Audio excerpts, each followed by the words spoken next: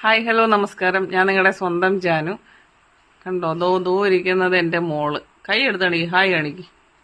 ഇരിക്കുന്നത് my mother. ഇപ്പൊ നിങ്ങളെ കണ്ടോണ്ട് ചുമ്മാ വായിക്കുന്നു എന്ന് അഭിനയിക്കുന്നു.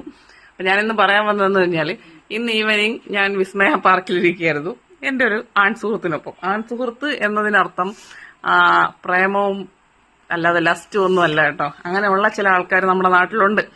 ആൺസുഹൃത്തിന്റെ കൂടെ ഇരിക്കുന്നു പറഞ്ഞു. അത്യാവശ്യം ഞാൻ കുറച്ച് വീഡിയോസ് ചെയ്യുന്നില്ലെങ്കിൽ പോലും എനിക്ക് ആൺസുഹൃത്തുക്കളുണ്ട്. പെണ്ണുങ്ങളെ പോലെ തന്നെയാണ് ഞാൻ ആണുങ്ങളെയും കാണാറുള്ളത്. അത് എന്നെ അറിയാന്നുള്ളവർക്കറിയാം. പക്ഷെ ഈ നാട്ടിലെ വളരെ മികച്ച ഒരു പരദൂഷണ കമ്മിറ്റി അവിടെ വെച്ച് എന്നെ കണ്ടു. അപ്പൊ ഞാൻ എന്റെ മദറിന്റെ സാന്നിധ്യത്തിലാണ് ഇപ്പൊ ഈ വീഡിയോ പറയുന്നത്.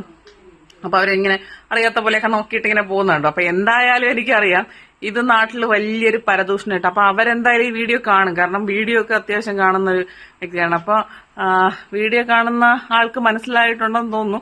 പുതിയ കഥകൾ പൊടിപ്പും തൊങ്ങലും ചേർത്ത് ഇറക്കുക കേട്ടോ.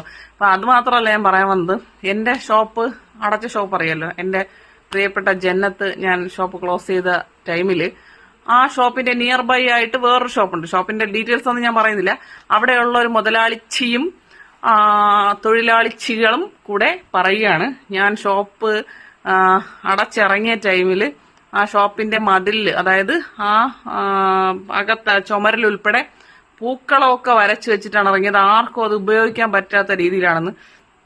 നീ കുടുംബം കലക്കാൻ നടക്കുകയാണെന്നൊക്കെ ലോകത്ത് എല്ലാവർക്കും അറിയാം. എന്റെ തട്ടകത്തിൽ കയറി കളിക്കാൻ വന്നു കഴിഞ്ഞാൽ അധികം കളിക്കാൻ നിനക്ക് പറ്റൂല. അതിനു മുമ്പേ നീ പെട്ടിയിലോട്ടാവും കേട്ടോ. അത് നിനക്കൊരു വാണിംഗ് ആണ്. നീ ഒളിച്ചും പാത്തന്റെ വീഡിയോ കാണുന്നെന്നും എനിക്കറിയാം. അപ്പൊ എല്ലാവർക്കും ശുഭദിനം. ടാറ്റാ.